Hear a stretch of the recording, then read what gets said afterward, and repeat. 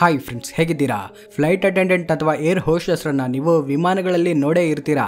ಇವರನ್ನ ನೋಡಿ ಅನೇಕ ಜನರು ಇವರ ಜಾಬ್ ತುಂಬಾ ಸುಲಭವಾಗಿರುತ್ತೆ, ಇವರು ಉಚಿತವಾಗಿ ಇಡೀ ವಿಶ್ವವನ್ನೇ ಸುತ್ತಬಹುದು ಅಂತ ಅಂದುಕೊಳ್ತಾರೆ. ಆದ್ರೆ ಏರ್ ಹೋಸ್ಟೆಸ್ ಆಗೋದು ಅಷ್ಟು ಸುಲಭವಲ್ಲ. ಅವರು ಹಲವಾರು ಪರೀಕ್ಷೆಗಳನ್ನ ಪಾಸ್ ಆಗಿ ಬರಬೇಕಾಗುತ್ತೆ. ಹಾಗಾದ್ರೆ ಇವತ್ತಿನ ವಿಡಿಯೋದಲ್ಲಿ ಏರ್ ಹೋಸ್ಟೆಸ್ರನ್ನ ಹೇಗೆ ಸೆಲೆಕ್ಟ್ ಮಾಡ್ತಾರೆ, ಅವರಿಗೆ ವಿಧಿಸುವ ನಿಬಂಧನೆಗಳು, ನಿಯಮಗಳು ಏನು ಅನ್ನೋದನ್ನ ತಿಳ್ಕೊಳ್ಳೋಣ. ಈ ವಿಡಿಯೋ ಕೊನೆಯವರೆಗೂ ತುಂಬಾನೇ ಆಸಕ್ತಿಯಾಗಿರುತ್ತೆ, ಇದರಿಂದ ಎಲ್ಲೂ ಸ್ಕಿಪ್ ಮಾಡದೆ ಪೂರ್ತಿಯಾಗಿ ನೋಡಿ. Hands length. ಫ್ಲೈಟ್ ಅಟೆಂಡೆಂಟ್ ಆಗಬೇಕು ಅಂದ್ರೆ ಒಂದು ನಿರ್ದಿಷ್ಟವಾದ ಎತ್ತರ ಇರಬೇಕು ಅಂತ ಹೇಳೋದನ್ನ ನೀವೆಲ್ಲರೂ ಕೇಳೇ ಇರ್ತೀರಾ. ಆದ್ರೆ ನಿಮಗ್ ಗೊತ್ತಾ, ಅವರ ಎತ್ತರದ ಜೊತೆಗೆ ಅವರ ಕೈಗಳು ಕೂಡ ಉದ್ದ ಇರಬೇಕು ಅನ್ನೋ ನಿಬಂಧನೆ ಇರುತ್ತೆ. ಈ ನಿಬಂಧನೆಯನ್ನ ಇಡಲು ಒಂದು ಪ್ರಾಕ್ಟಿಕಲ್ ಥಿಯರಿ ಕೂಡ ಇದೆ. ಅದೇನೆಂದ್ರೆ ಫ್ಲೈಟ್ ಅಟೆಂಡೆಂಟ್ ಪ್ಯಾಸೆಂಜರ್ಸ್ ಲಗೇಜ್ ಗಳನ್ನ ಸೀಟ್ ನ ಮೇಲ್ಭಾಗದಲ್ಲಿ ಇಡಬೇಕಾಗುತ್ತೆ. ಇದಕ್ಕಾಗಿ ಅವರು ಎತ್ತರ ಇರೋದೊಂದೇ ಅಲ್ಲದೆ ಅವರ ಕೈಗಳು ಕೂಡ ಉದ್ದ ಇರಬೇಕು. ಇದಕ್ಕಾಗಿ ಅವರು ಜಾಬ್ಗೆ ಅಪ್ಲಿಕೇಶನ್ ಹಾಕೋ ಸಂದರ್ಭದಲ್ಲೇ ಅವರ ಕೈ ಉದ್ದ ಎಷ್ಟಿದೆ ಅನ್ನೋದನ್ನ ಮೆನ್ಷನ್ ಮಾಡಬೇಕು. ಅವರ ಕೈಗಳ ಉದ್ದ ಕನಿಷ್ಠ 208 ಸೆಂಟಿಮೀಟರ್ ಇಂದ ಹಿಡಿದು 240 ಸೆಂಟಿಮೀಟರ್ ಅಷ್ಟಿರಬೇಕು. ಹಾಗೂ ಅವರ ಎತ್ತರ ಕನಿಷ್ಠ ಅಂದ್ರೆ 5 ಅಡಿ 2 ಇಂಚ್ ಅಷ್ಟಿರಬೇಕು. ಆದ್ರೆ ಎಲ್ಲಾ ಏರ್ಲೈನ್ಸ್ ಅಲ್ಲೂ ಇದೇ ರೀತಿಯ ಮೆಜರ್ಮೆಂಟ್ಸ್ ಇರೋದಿಲ್ಲ. ಒಂದೊಂದು ಏರ್ಲೈನ್ಗೆ ಒಂದೊಂದು ಕ್ರೈಟೀರಿಯಾ ಇರುತ್ತೆ. ಹೆಲ್ದಿ BMI ಅಂದ್ರೆ ಬಾಡಿ ಮಾಸ್ ಇಂಡೆಕ್ಸ್, ಅಂದ್ರೆ ತೂಕ ಹಾಗೂ ಎತ್ತರದ ಅಳತೆ. ಏರ್ ಹೋಸ್ಟೆಸ್ ಜಾಬ್ಗೆ ಜಾಯಿನ್ ಆದ್ಮೇಲೆ ಪ್ರತಿ ವರ್ಷ ಅವರ BMI ನ ಚೆಕ್ ಮಾಡ್ತಾರೆ. BMI ಸರಿಯಾಗಿದ್ರೆ ಮಾತ್ರ ಅವರು ಜಾಬ್ ಅಲ್ಲಿ ಕಂಟಿನ್ಯೂ ಆಗ್ತಾರೆ, ಇಲ್ಲದಿದ್ರೆ ಅವರ ಜಾಬ್ ಹೋಗೋ ಸಂಭವ ಇರುತ್ತೆ.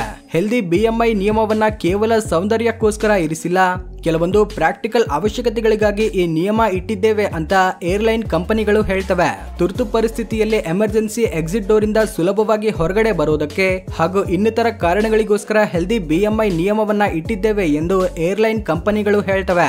2017ರಲ್ಲಿ ಏರ್ ಇಂಡಿಯಾ ಸಂಸ್ಥೆ 3600 ಏರ್ ಅಟೆಂಡೆಂಟ್ಗೆ ತೂಕ ಇಳಿಸಿ ಅಂತ ವಾರ್ನಿಂಗ್ ನ ಕೊಟ್ಟಿರುತ್ತೆ. ತೂಕ ಇಳಿಸದಿದ್ರೆ ಜಾಬ್ ಹೋಗೋ ಭೀತಿ ಕೂಡ ಇರುತ್ತೆ.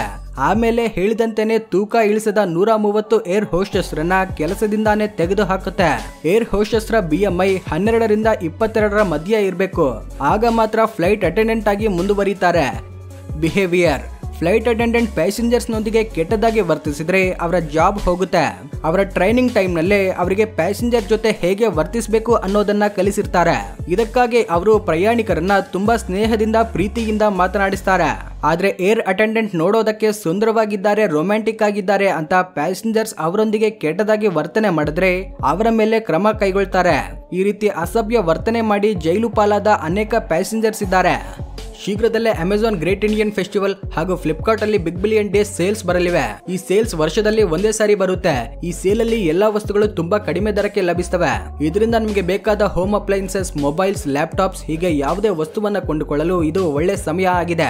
ಆದ್ರೆ ಈ ಸೇಲ್ ಅಲ್ಲಿ ಯಾವ ಪ್ರಾಡಕ್ಟ್ ಪ್ರೈಸ್ ತುಂಬಾ ಕಡಿಮೆಯಾಗಿದೆ, ಯಾವ ಕಾರ್ಡ್ ಆಫರ್ಸ್ ಇವೆ, ಹೇಗೆ ಖರೀದಿಸಬೇಕು, ಲೇಟೆಸ್ಟ್ ಆಫರ್ಸ್ ಅಂಡ್ ಡೀಲ್ಸ್ ಬಗ್ಗೆ ತಿಳಿದುಕೊಳ್ಳಲು ಡೀಲ್ಸ್ ಬಾಬಾ ಟೆಲಿಗ್ರಾಮ್ ಚಾನೆಲ್ ನ ಫಾಲೋ ಆಗಿ. ಈ ಗ್ರೂಪ್ ಅಲ್ಲಿ ಅಮೆಜಾನ್, ಫ್ಲಿಪ್ಕಾರ್ಟ್, ಮಿಂತ್ರಾ, ಅಜಿಯೋದಂತಹ ಟಾಪ್ ವೆಬ್ಸೈಟ್ಸ್ ಅಲ್ಲಿ ಆಫರ್ ಗಳನ್ನ ಆಗಿಂದಾಗಲೇ ಟ್ರ್ಯಾಕ್ ಮಾಡ್ತಾ ಪ್ರೈಸ್ ಡ್ರಾಪ್ ಆದ ತಕ್ಷಣವೇ ಅದನ್ನ ಗ್ರೂಪ್ ನಲ್ಲಿ ಪೋಸ್ಟ್ ಮಾಡ್ತಾರೆ. ಲೈಟ್ನಿಂಗ್ ಡೀಲ್ಸ್ ಗೆ ಸಂಬಂಧಿಸಿದ ರಿಯಲ್ ಟೈಮ್ ಅಲರ್ಟ್ಸ್ ನ ಪಡೆಯಬಹುದು. ಸೊ ನೀವು ಈ ಡೀಲ್ಸ್ ಮುಖಾಂತರ ತುಂಬಾ ಹಣವನ್ನ ಸೇವ್ ಮಾಡಬಹುದು. ಮತ್ತ್ಯಾಕೆ ತಡ, ತಕ್ಷಣವೇ ಡಿಸ್ಕ್ರಿಪ್ಷನ್ ಅಲ್ಲಿ ಕೊಟ್ಟಿರುವ ಲಿಂಕ್ ಮೇಲೆ ಕ್ಲಿಕ್ ಮಾಡಿ ಅಥವಾ ಟೆಲಿಗ್ರಾಮ್ ಅಲ್ಲಿ ಡೀಲ್ಸ್ ಬಾಬಾ ಅಂತ ಸರ್ಚ್ ಮಾಡಿ ಆ ಗ್ರೂಪ್ ಅಲ್ಲಿ ಜಾಯಿನ್ ಆಗಿ. ಟೆಲಿಗ್ರಾಮ್ ಇಲ್ಲದೆ ಇರುವವರು ಡಿಸ್ಕ್ರಿಪ್ಷನ್ ಅಲ್ಲಿ ಕೊಟ್ಟಿರುವ ವಾಟ್ಸ್ಆಪ್ ಲಿಂಕ್ ಮೇಲೆ ಕ್ಲಿಕ್ ಮಾಡಿ ವಾಟ್ಸ್ಆಪ್ ಗ್ರೂಪ್ ಅಲ್ಲಿ ಜಾಯಿನ್ ಆಗಿ. ಒಳ್ಳೊಳ್ಳೆ ಆಫರ್ ಗಳ ಅಪ್ಡೇಟ್ಸ್ ನ ಮಿಸ್ ಮಾಡದೆ ಪಡೀರಿ. ಟ್ಯಾಟೂಸ್. ದೇಹದ ಮೇಲೆ ಟ್ಯಾಟೂ ಇದ್ರೆ ಏರ್ ಅಟೆಂಡೆಂಟ್ ಜಾಬ್ ಸಿಗೋದು ಕಷ್ಟವಾಗುತ್ತೆ. ಅನೇಕ ವಿಮಾನಯಾನ ಸಂಸ್ಥೆಗಳು ತಾವು ರಿಕ್ರೂಟ್ ಮಾಡಿಕೊಳ್ಳುವ ಫ್ಲೈಟ್ ಅಟೆಂಡೆಂಟ್ರ ದೇಹದ ಮೇಲೆ ಯಾವುದೇ ರೀತಿಯ ಟ್ಯಾಟೂಸ್ ಇರಬಾರದು ಎಂಬ ಷರತ್ತುಗಳನ್ನ ವಿಧಿಸುತ್ತವೆ. ಒಂದು ವೇಳೆ ಇದ್ರೂ ಕೂಡ ಅವು ಎಲ್ರಿಗೂ ಕಾಣಿಸುವ ರೀತಿಯಲ್ಲಿ ಇರಬಾರದು. ಇನ್ನು ಕೆಲವೊಂದು ಏರ್ಲೈನ್ ಸಂಸ್ಥೆಗಳಾದ್ರೆ ಯೂನಿಫಾರ್ಮ್ ವಿಷಯದಲ್ಲಿ ತುಂಬಾ ಕಟ್ಟುನಿಟ್ಟಾಗಿರುತ್ತವೆ. ಉದಾಹರಣೆಗೆ ಬ್ರಿಟಿಷ್ ಏರ್ಲೈನ್ಸ್ ಫ್ಲೈಟ್ ಅಟೆಂಡೆಂಟ್ರ ಶರೀರದ ಮೇಲೆ ಟ್ಯಾಟೂಸ್ ಕಾಣಿಸಬಾರದು ಎಂಬ ಕಠಿಣ ಷರತ್ತನ್ನ ವಿಧಿಸುತ್ತೆ. ಇದರಿಂದ ಮುಖದ ಮೇಲೆ, ಕುತ್ತಿಗೆ ಮೇಲೆ, ಕೈಗಳ ಮೇಲೆ, ಭುಜಗಳ ಮೇಲೆ ಹೀಗೆ ಎಲ್ಲೂ ಕೂಡ ಟ್ಯಾಟೂ ಇರಬಾರದು. ಒಂದ್ ವೇಳೆ ಇದ್ರೆ ಅಪ್ಲಿಕೇಶನ್ ಟೈಮ್ ಅಲ್ಲೇ ಅವರು ರಿಜೆಕ್ಟ್ ಆಗ್ತಾರೆ. ಅದರಲ್ಲೂ ಬ್ರಿಟಿಷ್ ಏರ್ಲೈನ್ಸ್ ಅವರದು ವೈಟ್ ಯೂನಿಫಾರ್ಮ್ ಆಗಿರೋದ್ರಿಂದ ಮತ್ತಷ್ಟು ಎಚ್ಚರವಾಗಿರ್ಬೇಕು. ಇನ್ನು ಕೆಲವೊಂದು ಏರ್ಲೈನ್ ಸಂಸ್ಥೆಗಳಾದ್ರೆ ಒಂದು ವೇಳೆ ದೇಹದ ಮೇಲೆ ಟ್ಯಾಟೂಗಳಿದ್ರೆ ಎಕ್ಸ್ಟ್ರಾ ಇನ್ನರ್ವೇರ್ ಬಳಸಲು ಸೂಚನೆ ನೀಡ್ತವೆ. ಕೈಗಳ ಮೇಲಿರುವ ಟ್ಯಾಟೂಸ್ ನ ಬ್ರೇಸ್ಲೆಟ್, ವಾಚಸ್ ಇಂದ ಕವರ್ ಮಾಡ್ತೇವೆ ಅಂದ್ರೆ ಅವರು ಕೇಳೋದಿಲ್ಲ. ಜ್ಯುವೆಲ್ಲರೀಸ್. ಅನೇಕ ಏರ್ಲೈನ್ ಸಂಸ್ಥೆಗಳು ಕಿವಿಗಳಿಗೆ ಇಯರ್ ರಿಂಗ್ಸ್ ನ ಇಟ್ಟುಕೊಳ್ಳುವ ಅನುಮತಿ ಕೊಡ್ತವೆ. ಅದನ್ನು 10 mm ನಷ್ಟು ವ್ಯಾಸ ಇರುವಷ್ಟು ಇಯರ್ ರಿಂಗ್ಸ್ ನ ಮಾತ್ರ ಧರಿಸಬೇಕು ಮತ್ತು ಮೂಗು ಹಾಗೂ ನಾಲಿಗೆ ಮೇಲೆ ಯಾವುದೇ ರೀತಿಯ ರಿಂಗ್ಸ್ ನ ಬಳಸುವಂತಿಲ್ಲ. ಹೀಗೆ ಆಲ್ಮೋಸ್ಟ್ ಎಲ್ಲಾ ಏರ್ಲೈನ್ ಸಂಸ್ಥೆಗಳು ಫ್ಲೈಟ್ ಅಟೆಂಡೆಂಟ್ ಗಳಿಗೆ ಜ್ಯುವೆಲ್ಲರಿ ರೆಸ್ಟ್ರಿಕ್ಷನ್ಸ್ ನ ಇಡ್ತವೆ ಮತ್ತು ಕೊರಳಲ್ಲಿ ನೆಕ್ಲೆಸ್ ನಂತಹ ಒಡವೆಗಳನ್ನ ಧರಿಸಬಾರದು. ಆದ್ರೆ ಕೈಗಳಿಗೆ ವಾಚ್ ನ ಮಾತ್ರ ಧರಿಸಬಹುದು. ಅದನ್ನು ಯಾವುದೇ ರೀತಿಯ ಫ್ಯಾಷನ್ ಇಲ್ಲದೆ ಪ್ಲೈನ್ ವಾಚ್ ನ ಮಾತ್ರ ಧರಿಸಬೇಕು. ಇನ್ನು ಉಂಗುರಗಳ ವಿಷಯಕ್ಕೆ ಬಂದ್ರೆ ಒಬ್ಬ ಏರ್ ಅಟೆಂಡೆಂಟ್ ಮ್ಯಾಕ್ಸಿಮಮ್ 2 ರಿಂಗ್ಸ್ ನ ಮಾತ್ರ ಧರಿಸಬೇಕು. ಅದಕ್ಕಿಂತ ಹೆಚ್ಚು ರಿಂಗ್ಸ್ ಇದ್ರೆ ಫ್ಲೈಟ್ ನ ಹತ್ತುವಾಗಲೇ ಗ್ರೌಂಡ್ ಸಿಬ್ಬಂದಿಗೆ ಕೊಟ್ಟು ಹೋಗಬೇಕು ಮತ್ತು ಹೆಬ್ಬೆರಳಿಗೆ ರಿಂಗ್ಸ್ ನ ಧರಿಸಬಾರದು ಮತ್ತು 20 ಇಂಚಿಗಿಂತ ಕಡಿಮೆ ಉದ್ದ ಇರುವ ಚೈನ್ಸ್ ನ ಮಾತ್ರ ಧರಿಸಬೇಕು. Hair style. ಫ್ಲೈಟ್ ಅಟೆಂಡೆಂಟ್ಗೆ ರೈನ್ಬೋ ಹೇರ್, ಪಿಂಕ್ ಹೇರ್ ಹೀಗೆ ಬಣ್ಣ ಬಣ್ಣದ ಹೇರ್ ಇದ್ರೆ ಅದನ್ನ ಅವರು ಬದಲಾಯಿಸಿಕೊಳ್ಬೇಕು. ಏರ್ಲೈನ್ ಸಂಸ್ಥೆಗಳು ಫ್ಲೈಟ್ ಅಟೆಂಡೆಂಟ್ ಗಳ ಕೂದಲಿನ ವಿಷಯದಲ್ಲಿ ತುಂಬಾ ಸ್ಟ್ರಿಕ್ಟ್ ಆಗಿರ್ತವೆ. ಕೂದಲಿಗೆ ಬಣ್ಣ ಹಾಕುವಂತಿಲ್ಲ. ಹೇರ್ ಸ್ಟೈಲ್ ಕೂಡ ಡೀಸೆಂಟ್ ಆಗಿರ್ಬೇಕು. US ಏರ್ಲೈನ್ಸ್ ಅಲ್ಲಾದ್ರೆ ತುಂಬಾ ಉದ್ದವಾದ ಕೂದಲನ್ನ ಅಲೋ ಮಾಡೋದಿಲ್ಲ. ಫ್ಲೈಟ್ ಅಟೆಂಡೆಂಟ್ ಸಾಂಪ್ರದಾಯಿಕವಾದ ಹೇರ್ ಸ್ಟೈಲ್ಸ್ ನಿಂದ ನ್ಯಾಚುರಲ್ ಹೇರ್ ಕಲರ್ ಅಲ್ಲಿ ಇರಬೇಕು ಎಂದು ವಿಮಾನಯಾನ ಸಂಸ್ಥೆಗಳು ಹೇಳ್ತವೆ. ಈ ನಿಯಮಗಳನ್ನ ಪ್ರೊಫೆಷನಲ್ ಲುಕ್ ಗೋಸ್ಕರ ಇಟ್ಟಿದ್ದೇವೆ ಎಂದು ಏರ್ಲೈನ್ ಸಂಸ್ಥೆಗಳು ಹೇಳ್ತವೆ. No smoking. ಫ್ಲೈಟ್ ಅಟೆಂಡೆಂಟ್ ಆಗಲಿ ಅಥವಾ ಪ್ರಯಾಣಿಕರಾಗ್ಲಿ ವಿಮಾನದಲ್ಲಿ ಧೂಮಪಾನ ಮಾಡಬಾರದು. ಆದ್ರೆ ಫ್ಲೈಟ್ ಅಟೆಂಡೆಂಟ್ ಗಳಾದ್ರೆ ತಮ್ಮ ಮನೆಗಳಲ್ಲೂ ಕೂಡ ಸ್ಮೋಕಿಂಗ್ ಮಾಡಬಾರದು ಎಂದು ಈ ಸಂಸ್ಥೆಗಳು ಹೇಳ್ತವೆ. ಯಾಕಂದ್ರೆ ನಿಕೋಟಿನ್ ವಿಷಯದಲ್ಲಿ ಏರ್ಲೈನ್ ಸಂಸ್ಥೆಗಳು ಕಠಿಣ ನಿಯಮಗಳನ್ನ ಇಡುತ್ತವೆ. ಸ್ಮೋಕಿಂಗ್ ಮಾಡುವವರು ತಮಗೆ ಬೇಡ ಎಂದು ಖಂಡಿತವಾಗಿ ಹೇಳಿಬಿಡ್ತವೆ. ಅಪ್ಲಿಕೇಶನ್ ಹಾಕುವ ದಿನದಿಂದ 6 ತಿಂಗಳ ಹಿಂದೆವರೆಗೂ ಸ್ಮೋಕ್ ಮಾಡದೇ ಇರುವವರು ಮಾತ್ರ ಜಾಬ್ಗೆ ಅಪ್ಲೈ ಮಾಡಿ ಎಂದು ಹೇಳ್ತವೆ. Eye vision. ಫ್ಲೈಟ್ ಅಟೆಂಡೆಂಟ್ ಆಗ್ಬೇಕಾದ್ರೆ ಅವರಿಗೆ ಒಳ್ಳೆಯ ಕಣ್ಣಿನ ದೃಷ್ಟಿ ಇರಬೇಕು. ನೈಟ್ ಬ್ಲೈಂಡ್ನೆಸ್ ಇರಬಾರ್ದು, ಕಲರ್ ಬ್ಲೈಂಡ್ನೆಸ್ ಇರಬಾರ್ದು ಮತ್ತು ಆಲ್ರೆಡಿ ಕೆಲಸ ಮಾಡ್ತಿರುವ ಎಂಪ್ಲಾಯೀಸ್ ಗೆ ಕೂಡ ರೆಗ್ಯುಲರ್ ಆಗಿ ಐ ಟೆಸ್ಟ್ ಮಾಡ್ತಾರೆ.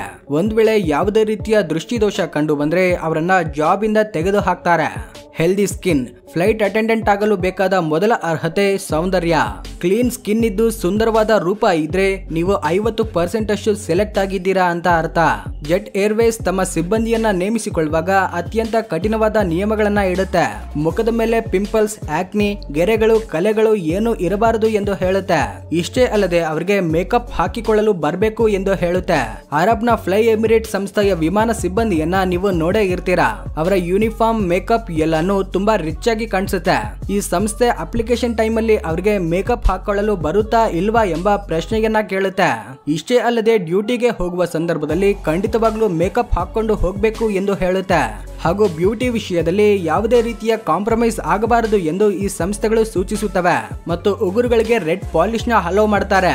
ಹಾಗೂ ಲಿಪ್ಸ್ಟಿಕ್ ವಿಷಯದಲ್ಲಾದ್ರೆ ಕೇವಲ ರೆಡ್ ಲಿಪ್ಸ್ಟಿಕ್ ಅನ್ನ ಮಾತ್ರ ಬಳಸಬೇಕು ಎಂದು ಎಮಿರೇಟ್ ಸಂಸ್ಥೆ ಹೇಳುತ್ತೆ ಮತ್ತು ಐಲೈನರ್ ವಿಷಯದಲ್ಲಾದ್ರೆ ಬ್ಲಾಕ್ ಅಂಡ್ ಬ್ರೌನ್ ಕಲರ್ ಗೆ ಮಾತ್ರ ಅನುಮತಿ ನೀಡ್ತಾರೆ. ಈ ರೀತಿ ಫ್ಲೈಟ್ ಅಟೆಂಡೆಂಟ್ ಗಳು ಧರಿಸುವ ಬಟ್ಟೆಗಳು, ಮೇಕಪ್, ಇನ್ನರ್ ವೇಯರ್, ನೈಲ್ ಪಾಲಿಶ್ ಹೀಗೆ ಅನೇಕ ವಿಧವಾದ ನಿಯಮಗಳನ್ನ ಏರ್ಲೈನ್ ಸಂಸ್ಥೆಗಳು ಅವರಿಗೆ ಇಡುತ್ತವೆ. ನೋಡಿದ್ರಲ್ವಾ ಫ್ರೆಂಡ್ಸ್, ಏರ್ ಹೋಸ್ಟೆಸ್ ರ ಜಾಬ್ ಸೆಲೆಕ್ಷನ್ ಪ್ರೋಸೆಸ್ ಹೇಗಿರುತ್ತೆ ಅನ್ನೋದನ್ನ. ನಿಮ್ಮ ಫ್ರೆಂಡ್ಸ್ ಅಂಡ್ ಫ್ಯಾಮಿಲಿಯಲ್ಲಿ ಯಾರಾದ್ರೂ ಫ್ಲೈಟ್ ಅಟೆಂಡೆಂಟ್ ಆಗಲು ತಯಾರಿ ನಡೆಸಿದ್ರೆ ಅವರಿಗೆ ಈ ವಿಡಿಯೋನ ಶೇರ್ ಮಾಡಿ.